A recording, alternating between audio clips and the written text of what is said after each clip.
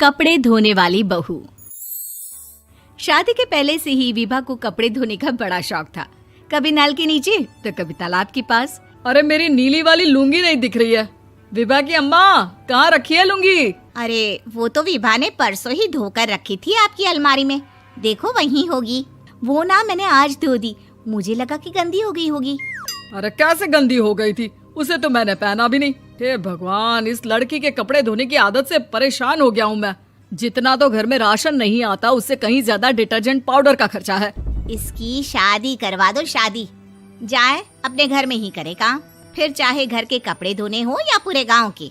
हाँ ठीक बोल रही हूँ, देखता हूँ मैं कोई लड़का। वो दिन भी आ जाता है जब विभा को देखने लड़के वाले आ जाते हैं। लड़की मुझे अच्छी लगी। होने वाली सास कहती है, बेटी अगर कुछ पूछना है तो पूछ लो। वैसे तो हमारी लड़की बहुत ही शर्मीली है, जो बोल दो वो मान लेती है, इसे क्या पूछना होगा। अरे कैसी बात कर रही हो माँ, मुझे इन लोगों के घर रहना है, सवाल तो कई है। हाँ हाँ बेटा, पूछ लो ना, क्या पूछना है। आप लोगों के घर कपड़े कौन धोता है? सास का मुंह बन जाता है। देखो, अगर तुम ये कहना चाहती हो कि तुम्हें कपड़े धोने नहीं आते तो सुन लो, कपड़े मैं ही धोती हूँ, लेकिन तुम्हारे आ जाने के बाद मैं रुमाल तक नहीं धोऊंगी। अरे चुप रहना भाग्यवान, बहू बेचारी घर आई नहीं, उसे डराना शुरू कर दिया। वो क्या है ना बिटिया, अभी तक तो ये कल्लू की माँ ही धोती थी, लेकिन अब तुम्हारे पापा तो दहेज में वॉशिंग मशीन देंगे ही। तभी विभा की माँ बोल पड़ती है, सवाल भी पूछा तो क्या। वैसे भाई साहब, मशीन की तो फिर भी कपड़े धोने की कैपेसिटी होती है। मतलब जो बिटिया दे रहे हैं ना विभा, इसे कपड़े धोने का बहुत शौक है। ये आप लोगों के क्या, आस पड़ोस गांव मोहल्ले सबके कपड़े धो दे और उफ तक ना करे। बाहर देखा नहीं आपने कितने कपड़े सूख रहे हैं? सब हमारी बिटिया ने ही तो धोए हैं। बस भी करो ना माँ, शर्म आ रही इतनी तारीफ सुनकर। और तो और एक दाग निकाल कर दिखाओ तो मान जाऊं। हाँ अच्छा, माफ करना बेटा, मैंने गलत समझा। हमें तो रिश्ता बहुत पसंद है। और ऐसे जुड़ जाता है रिश्ता कपड़े धोने का शौक रखने वाली विभा का। उसकी शादी हो जाती है कोयला फैक्ट्री में काम करने वाले कल्लू के साथ। शादी के बाद अचानक विभा चिल्लाती हुई सास के पास आती है। सासू माँ, अरे सासू माँ कहाँ है आप? ये तो धोखा है, धोखा दिया आप लोगों ने मुझे। इसे ससुर के चक्कर के बारे में पता चल गया। अरे तो उसमें तुझे क्यों धोखा मिला है? अरे नल में पानी नहीं आता, कपड़े कैसे कब धुलेंगे? अच्छा, तू पानी नहीं आ रहा उसकी बात कर रही है। तो आपने क्या सोचा? कुछ नहीं। अच्छा, तेरी माँ ने कहा था कि कपड़े धोने का शौक है तुझे, याद आया मुझे। शौक बोलकर कपड़े धोने वाले मेरे जुनून को कम ना आके सासू माँ, कपड़ा धोना मेरा गुरूर है।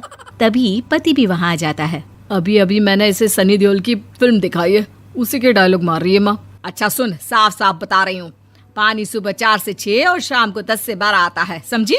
विभा टाइमिंग सुनकर हैरान हो जाती है। ये क्या भूतों का मोहल्ला है? सुबह 4 बजे उठकर कौन कपड़े धोता है? 4 बजे टंकी में पानी जाता है, फिर सारा दिन धोना ना, किसने मना किया? अरे कैसी बात कर रही हैं? 200 लीटर की टंकी में कितने कपड़े धो लूंगी मैं? सुबह ही उठ जाऊंगी मैं। अब क्या था, विभा सुबह 4 से लेकर रात के 12 बजे तक कपड़े ही धोती रहती। एक रोज सास पड़ोस से निकलकर कहीं जा रही होती है कि साथ वाली कहती है, हाँ कल्लू की माँ, जरा ये बताओ कि 2 साड़ी है, 2 ब्लाउज और एक पेटीकोट और एक नाड़े वाला लंबा कच्छा। हाँ तो? अरे तो क्या, कितना लोगी धुलाई ये बताओ। धोबन दिख रहे हैं हम क्या? हमारे पति सरकारी नौकरी से अभी रिटायर हुए हैं और बेटा सुपरवाइजर है कोयला फैक्ट्री में। धोबन समझ रखा है हमें? हाय रे कल्लू की अम्मा, माफ कर दो, वो तो मोहल्ले में यही सब बता रहे थे कि तुमने बहू को कपड़ा धुलवाने के काम में लगा दिया है। सास को पड़ोसन की बात सुनकर गुस्सा आ जाता है। वो घर पहुंचती है जहां घर के बाहर ही इतने सारे कपड़े सूख रहे होते हैं जितने कि किसी धोबन के घर पर। अरे ओ कल्लू की दुल्हन, बाहर निकल।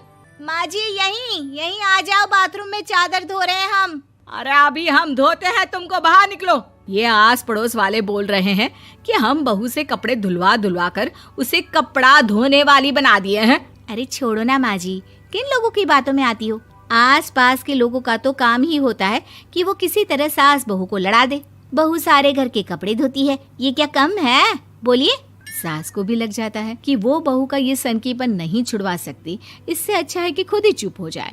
एक रोज सास और बहू मंदिर जाते हैं, जहाँ सास की साड़ी वहाँ खड़ी भीख मांगने वाली से मिलती है। माँ जी क्या बात है, आपकी साड़ी उस भिखारन से कितनी मिल रही है ना? हाँ हाँ देखो तो, दोनों की साड़ी मिल रही है। क्या बात है कल्लू की अम्मा, तुम खुद को तो अफसर की बीवी बताती हो और ऐसी सिंपल सी प्लेन साड़ी पहनकर घूमती हो। सिंपल और प्लेन नहीं है ये साड़ी। तो क्या सोने के धागे से फूल बने हैं? कुछ भी सासू माँ, कुछ भी। हाँ बने थे इस साड़ी में सोने के धागे से फूल। मेरे पति लेकर आए थे मद्रास से स्पेशली मेरे लिए 10,000 की। ताहे भाई साहब इस भिखारन के लिए भी सेम टू सेम साड़ी लेकर आए होंगे 10,000 की। सास उस वक्त तो कुछ नहीं कहती, लेकिन बहू के साथ घर आती है और अलमारी से एल्बम निकाल कर लाती है। ये साड़ी देख रही है, ये वही साड़ी है जिसे मैंने अभी पहना था। इस साड़ी में ये जो चमकदार फूल दिख रहे हैं ना, ये सोने के धागों से काढ़े गए हैं। लेकिन तू लोकल वॉशिंग मशीन ब्रश से घिस घिस कर सारे फूलों को निकाल कर साड़ी प्लेन कर दी। मुझे माफ कर दीजिए सासू माँ। और तो और, जब मैंने तुझे तेरी गलती के लिए कुछ नहीं कहा, लेकिन तूने तो सबके सामने मेरा मजाक ही बना दिया। क्यों? बहू को समझ में आ जाता है कि अब से उसका कपड़े धोना बंद।